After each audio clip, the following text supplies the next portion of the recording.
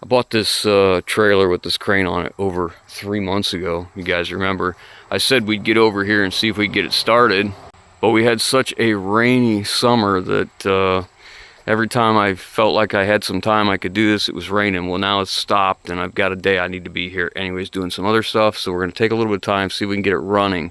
Now, it's been over 3 months and pushing 4 months, and the title that the company gave me for this trailer was no good. It's not transferable. So I have been fighting with them to get us a title, and I only have so long to do this, even though I've been, pushing them to get this remedied.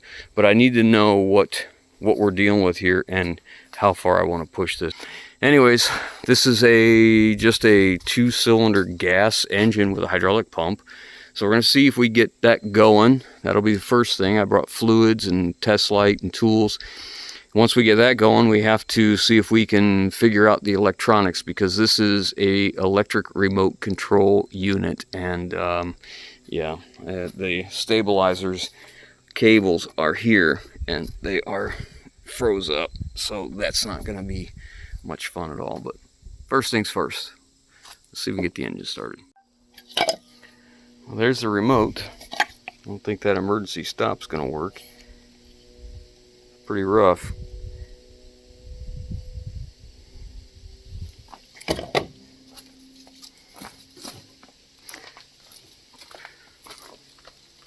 Is that power or air?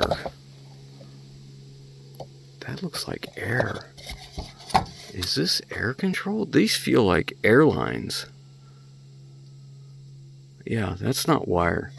That's air.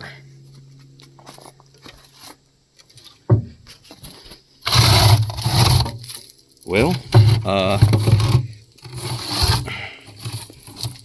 I assume that's not going to work. This must go to the power box here. Well, we may have more problems than we thought. Oh boy, that's locked up. I think that's the outrigger. Well, let's get up. Oh yeah, it's got air right there. So there's an air compressor on this thing too. Okay, all right, let's get up here and check the oil and all that kind of stuff. There's a better look at things. I think these are the 2 cables that are froze up for the hydraulic valve and grease gun. There's the fuel tank, comes off there. Gravity felt has a fuel pump. Man, look at the cylinder on that thing. Yowee. Battery over here. Well, let's see if we can get to the oil level on this engine. Look how convenient that is. What's it got for oil? Wow, it's clean.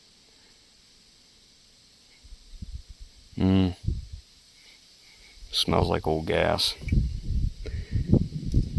So it probably carburetor flooded. All the gas in the tank ended up in the oil, or what was left in it. Let's check again.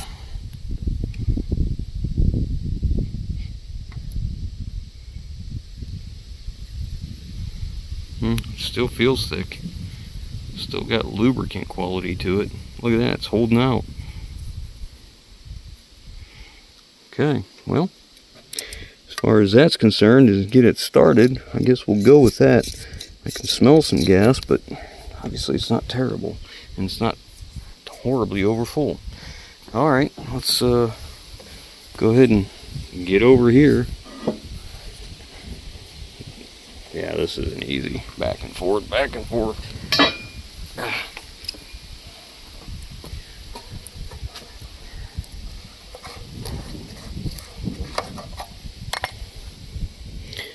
Oh yeah. I think she's empty. Oh yeah. Empty with a side of crud. Got a little cap down in there or something. Let's see if I can get that out of there. See what that is. Well, I can't get the bolts loose here, and I can't get the tank clean, so I think we're going to bypass the tank. I think we're going to go get some 1/4-inch line and a filter, and we'll run out of my gas can, see if that works. Smell that. Some pretty rough stuff there. Okay, let's go get that first. We got enough oil. I don't really want to change oil right now, but I'll get a picture of that. 1348, is that right? Maybe? Get a picture of the model too. Maybe we can look it up like that. We'll run in a Napa and see what we can get. Maybe we'll get us a little bit of straight weight oil for this thing, since we're going to be there. I hate to change oil though. If it don't start, it's kind of waste of time, waste of money. And we'll start with the fuel filter, I guess. Well, off to Napa we go. If this looks like this is really high, it is. I mean, this is like right at my chin. It is up there. Very tall trailer. Let's go get some parts. Alright, let's get the fuel pack on it. I'm not putting the battery in it. We just want to see if this thing will operate. There we go. That'll work. Okay. Get a good charge. And I've hit my head on this 3 times now. Alright, I've got the new fuel filter in here, and I basically just ran it into this jug just so, you know, we just bypass that thing. Alright, I couldn't get the air cleaner out because the fuel tank's got to come out to get to it. And what a design flaw that is. Let's give it a crank, see what it does. Well, it cranks. No fuel yet.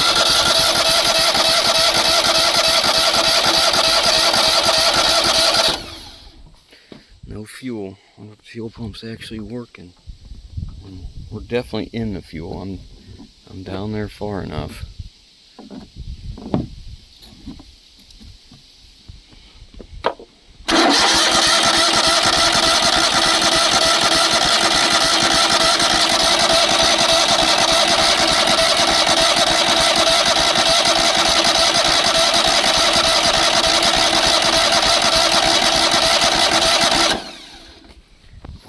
Stinks.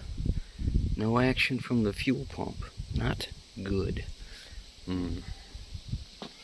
mean, it's a gravity feed, but I don't really want to siphon that. Let's give it another go.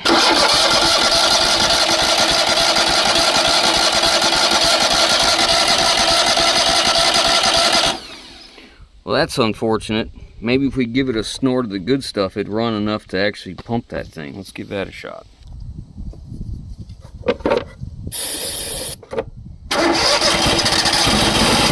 Oh, it's trying.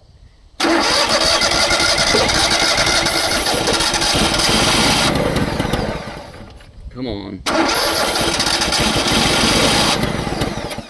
We are definitely in the fuel here. Yeah, we're definitely in the fuel.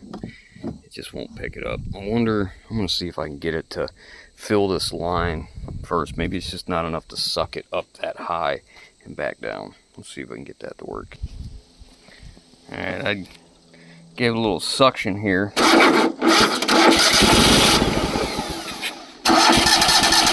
It was going.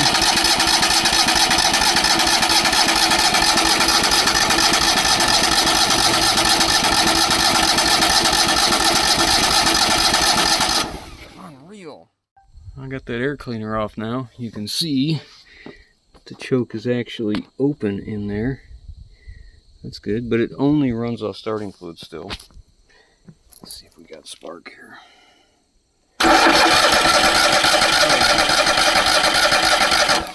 It's got spark. I wonder if the plug is all fouled. I don't have a spark plug socket that size because I don't work on gas stuff. Yeah, gonna make a trip home, I guess. This is why I need a service truck. I could have all these tools set up in here and not have to do this back and forth crap. So we know it has spark, so that would tell us if it had some type of oil pressure protection device that would shut spark off. It's obviously okay, and we have oil pressure. At least the switch thinks we have oil pressure. So let's entertain the idea that we have a plugged up carburetor, because you know, it just will not run on its own without starting fluid. So it's possible the carburetor's all gummed up in here. So I think we're going to take that out, take it apart, because if I push pressure on here to push fuel into the carburetor, it still doesn't run. But I can dribble some gas down the carb and it'll run.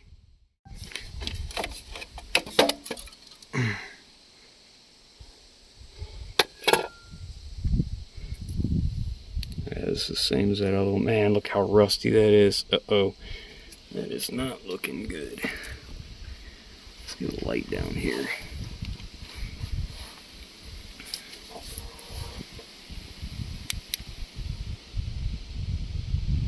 Yeah, I don't see any fuel traces in there. Guess we'll crank it and see what it does.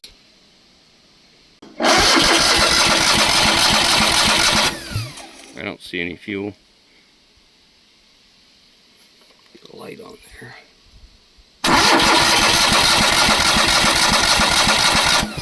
Nothing. Alright. I think that's what we're going to do. We're going to go ahead and take all this apart and see if we can get that cleared up.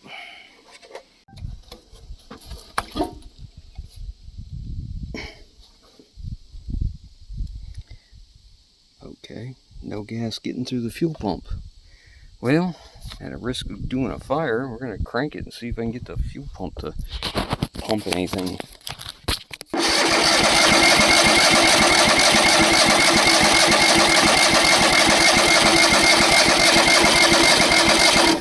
I would say that pumps just fine, and it dribbles just fine.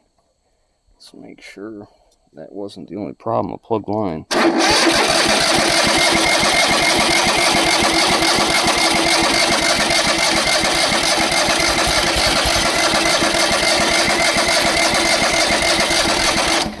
Still don't see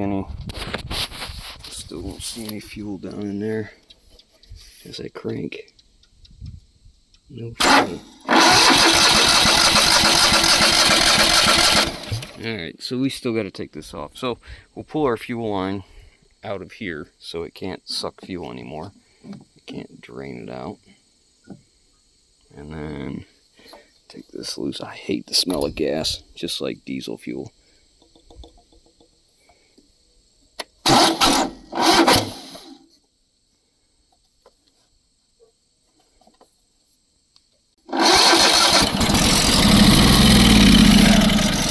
Runs fine off once gas is down the carb, so and the fuel pump's working, so we know that. So let's get the carb off and get it cleaned up. I took and cleaned this up a little bit before I take it apart because I really don't want all that crud getting all over the place. Looks like I got a little more to go right in that area though. I'll get that cleaned up, and then we're going to take the top section, take these screws out, there's 4 of them, lift the top up, and then we can clean the passages and see just how bad this thing is. Clean the Phillips head screws heads out, get all the crud out of there so that when I put the screwdriver in there, it's biting well, because we don't want to strip them. Good screwdriver. Push down good and hard.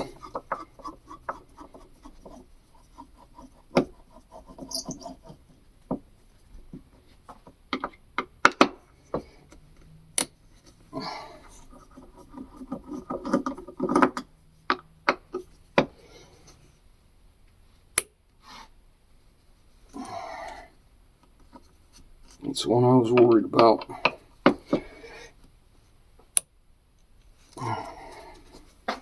Alright, we got one that does not want to come loose.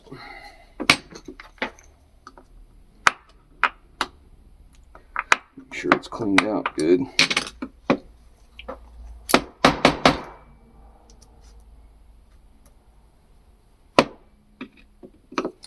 I was worried about this one because it's rusty. Let's get us some vice grips to help.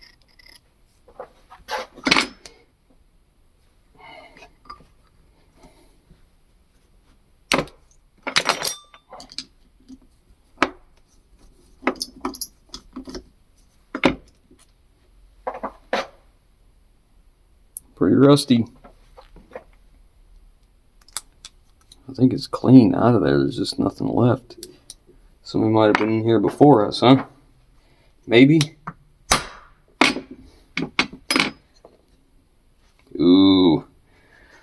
Yummy!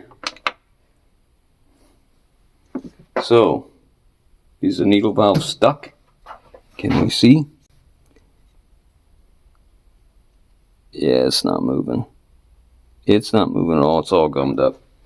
Okay, more of the same. Let's clean this screw up. This is a screw that holds the float pin in place. Take this out. Victory!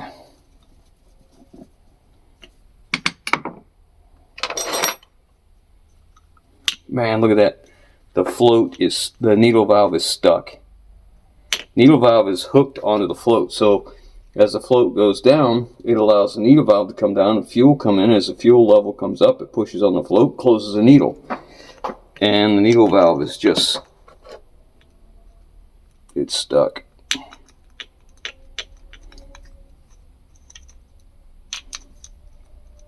Let's see if we can get it off of here. Take the clip off. There's a little spring there. There's a little spring that lets this thing hook on the needle on the float. Yeah, she is stuck. Holy crappuccino. Look at that dust coming out of there. I better clean it up a little bit before I try and get it out of there. Whoa. I think it's plugged too. I bet that's plugged. It's got little holes down through here. Yeah, we'll get it some cleaner. I'm gonna clean this up. Look at all the crud around the needle valve. All that black crap. I guarantee that's what's inside there as well. Put some PB Blaster down in there and put the vice grips on and gave her a oh yeah. Gave her a twist. Look at that. Look how yummy. Well, there's why we didn't have any fuel coming in. So now we just have to clean this all up. It is pretty gross. Oof. Oh well. Man, I can't believe that fuel bowl's that bad. Eek. Okay. Keep all our parts here. Let's go clean this thing up. Finally got it out of there. The black sealing material that's usually on the end of this disintegrated, and it no longer will seal fuel. So we went from sealing all the fuel to now it won't seal any fuel. So I thought this shouldn't be a big deal. It's just a needle, pretty common style of carburetor. I got online, I took the good number that I had off the side of it, and I found that needle and seat. That also brought up a whole entire carburetor assembly, and it is less money than this fuel needle. That's pretty sad. You know I'm going to buy the whole thing because it just makes better sense to me. Here's the new carburetor, but it didn't have that bushing for the throttle linkage, so I pulled it out of the other one. Let's try and do this without losing it. I better use two hands. If I lose that, I'm going to be so mad. Alright, success. Now, let's get this thing put on real quick and see what it does. Well, it's in place now and hooked up to the fuel, which again, we've bypassed the factory tank, so we're going to take ours and we'll put a gas can up on top of here and let it pump out of that. We'll see what's going to happen. Time for some power. The jump box on that battery back there. And get some power going. Should have brought the other jump box, because that one may be a problem.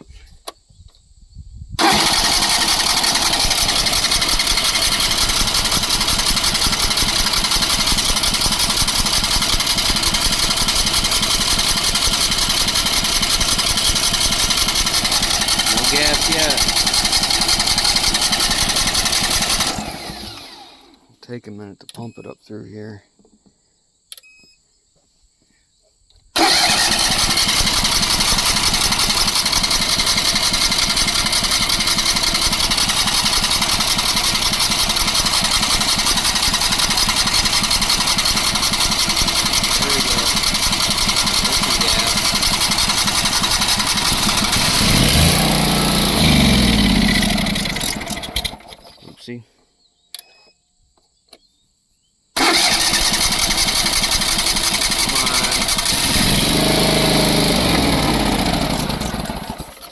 Why does it shut off? Oh, the battery. Let's see. Top one's a choke. Come on.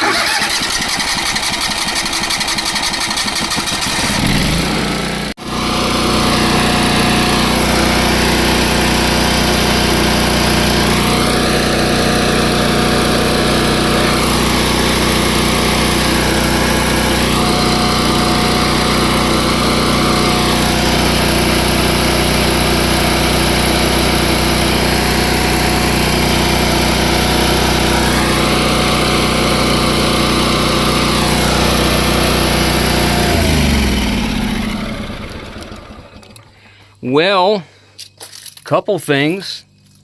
We have power to this when the battery's on, but we're not getting any action. So we have a hydraulic pump here, and it sends pressure out of it into this block here, which then has a return to the filter and into the hydraulic tank here, and pressure comes out and feeds this valve block. So this valve block is electrically controlled only. The only valves that are actually mechanical are for the outriggers. Everything else is electric. And then this, I believe, is an air compressor that was used to run the other remote. And we've got a little wire down in here. I wonder what this crap is. There's a blown fuse in here. Get this out of here. Truck cranes. That's a radio controlled unit right there, which we don't have. And it's getting power and ground. That's separate, so it shouldn't affect us. But we need to see if we've got power coming out into this. See, that's bringing power down there.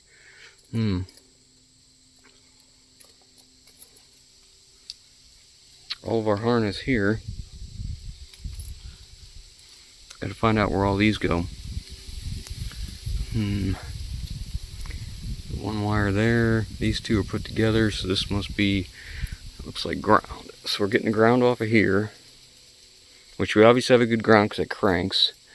And this comes up here to this solenoid, which is probably the power to open up pressure, I'm guessing. Alright, so those come right into here in this wiring harness. There's one wire in that. Okay, so these come in here to this harness, and they come underneath and go down here. And they definitely go over to, alright, they go down into here. Okay, so those are the correct ones. We just have to make sure, see if we have anything coming back up these solenoids. I didn't bring a test light. I didn't really know if we'd get this far. Okay, well, I guess we need a test light. See what we can do here. I wish I would have brought the other jump box, dang it. At least it runs. One small victory at a time, I guess. One way we can test that valve and see if it's got any magnetivity there. So the solenoid has the ability, or the coil can work. We just don't know if it's open.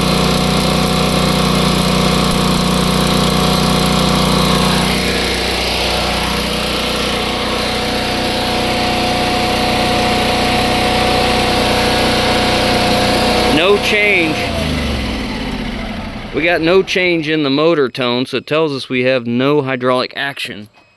It's not doing anything past here. So whatever pressure's coming in is likely just returning because nothing is operating here. We have to figure out is, do we have a power problem in here that's not engaging these? I don't have a test light. I'm gonna have to go get a test light and maybe the other jump box. This isn't ideal for this because you really need a constant 12-volt source. I'm assuming since these are not put together and they're independent that these are the power sides of these solenoids. These are big solenoids in here that move this valve that's in here one way or the other. So we would safely assume that this is a ground here for this one, has something to do with the position of that and the pressure, I would assume. There's no sight glass on the hydraulic tank, so we're gonna dip a stick in there and see if we got any fluid, any hydraulic fluid.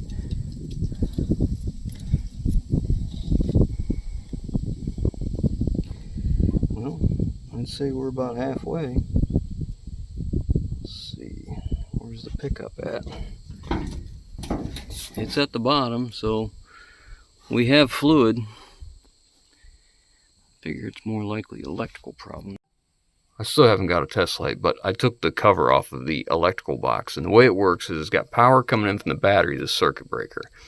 We have power going past the circuit breaker, and it's feeding this switch. We know that because when we flip the switch with it running, that light would come on. Now it's not going to come on anymore because I barely touched it and that connection broke loose, so that light's not going to work, but whatever. So it brings power in off the circuit breaker, comes around this switch. This switch is just an on-off switch. That's all it is. And it sends power several different places. All right, so it's going to send power here to this red wire, which feeds the remote control radio receiver that's up there, which we're not using. And then it sends power back on this black line that's going up there for something. I haven't tracked that down yet. But then it also sends power to that light to turn it on, and then these switches. It just daisy chains these switches down through here. Now these switches are a 3-position switch. You have a rest in the center, and you have a momentary each way. So you can push it this way, and you let go, it comes back. You push it this way, you let go, it comes back. And what that is meant so you can take that power that's coming in and put it to this pole or the other pole, because there are 3 contacts there, 2 separate ones. So it looks like what they do is this can run the crane, and it comes out this bus bar here. Now everything looks to be okay with the exception of one has a broken screw head right there, and I don't know if it's this wire, which has been spliced down in here, or if it is this one that maybe just was disconnected. I don't know. I have to get a test light to see, but so far that's the only one that's not connected. Now there are other wires in here that don't have any connection, but I think they were just using this bus bar as a junction block for this, which comes into here for a different controller so that it can run air-powered remote control. So this converts electrical signal to air signal, which is what these switches are here. So that's the only wires I found that weren't disconnected except for that one. Now I don't have a wiring schematic, so we get to play the Scooby-Doo mystery again. But I think this wire is a heavier gauge, but it's been spliced on down in here, and I hate to move too much stuff because for fear of breaking it, but you can see there's the crimp heat shrink connector that nobody decided to heat shrink, but it's a red wire that's in here. So it is the same gauge wire. It must have just broke or something, and they tagged onto it, I guess. I have no idea. But it's the only one that's not connected, and I don't know what that is. If that's, we only have one ground in this box. It's right here, and that's just for that light. Everything else is just power, so we're not sending ground back there for anything. I don't know. Got to get a test light, I guess, or a meter, or both. I don't think we're getting fluid pressure through this block into the valve body, because this solenoid here, I believe, is what allows the fluid to flow. So this is what was here. This is an electric solenoid with a valve underneath it that creates magnetivity, and the magnetic force pulls it away off its seat. So when I took it out, this is what we have. So this valve screws in here, and the way it's supposed to work is this would be sitting like this, and when you put power to that coil, which would be sitting on the end of it here, it would pull on this. you can see what happens is the hydraulic pressure either comes in this way and goes out this way, or comes in this way and goes out that way. But if you pull on that, it should open the ports in here and let the hydraulic fluid flow. The problem is, when I took it apart, I found that this part here, you can see, is broken.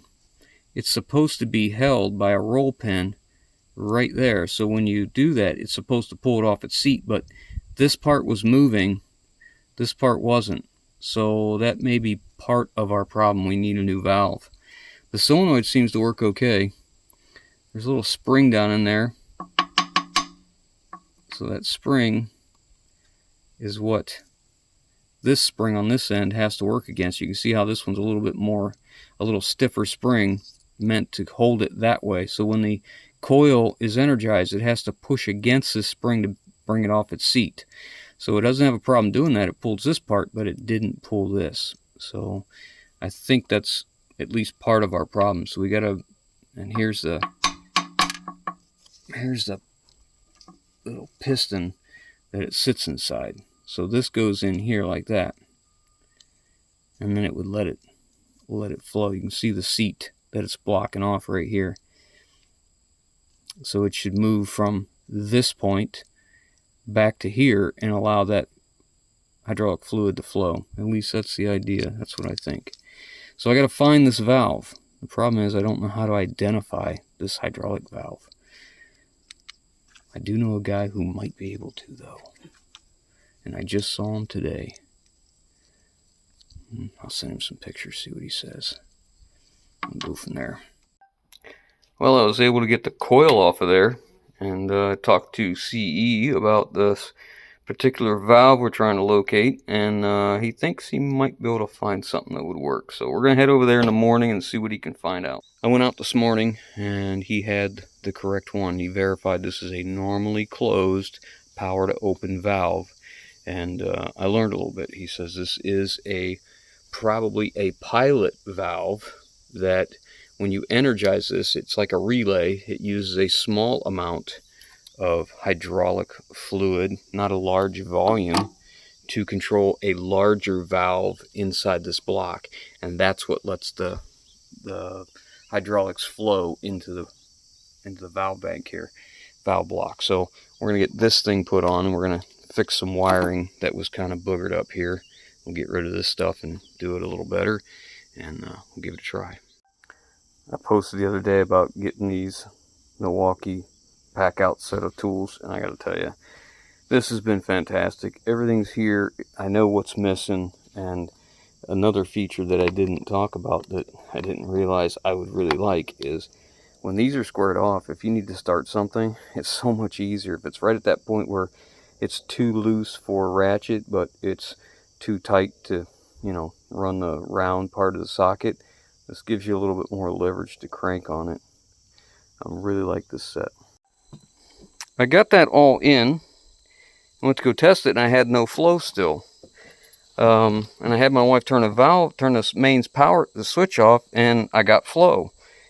Now, CE and I both looked at that valve in there and looked like it was a normally closed valve that used power to open because it had the heavier spring on the backside, and when we put coil on it and put power to it, it would pull it in. So I don't know if somebody had the wrong valve in this thing or what the deal is, but when I turned the power on, I had no flow. We turned the power off and I had flow. So now we just got to get the right valve.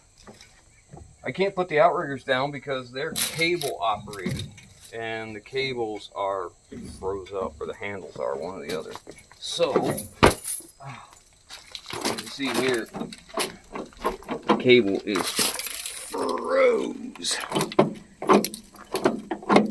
Look, it's trying to work. It's trying to break. I mean, it's moving some, I guess, but I don't know.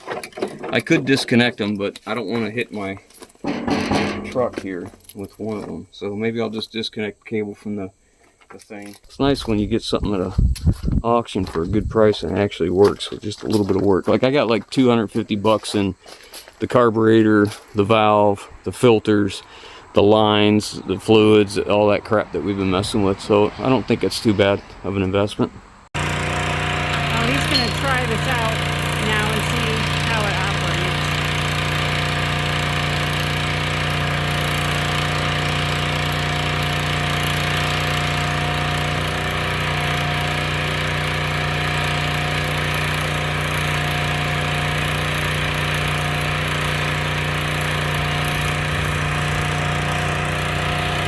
He's using a pry bar and vice grips because the cables are a little bit stuck.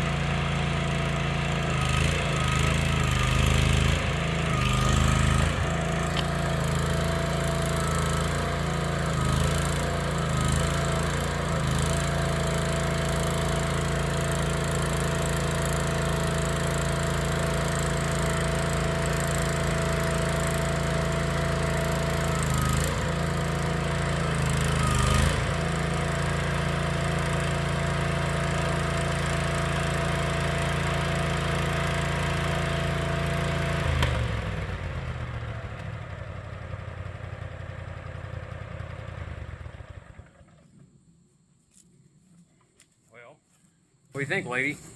Well, seems to operate good. Yeah, Just needed a few things here and there. Yeah, so a few things that would make it nicer would be if you could start the engine and do the throttle from down here and not have to get up there to do that. That kind of stinks, but I guess you have to go up there to load stuff anyways. But I don't know.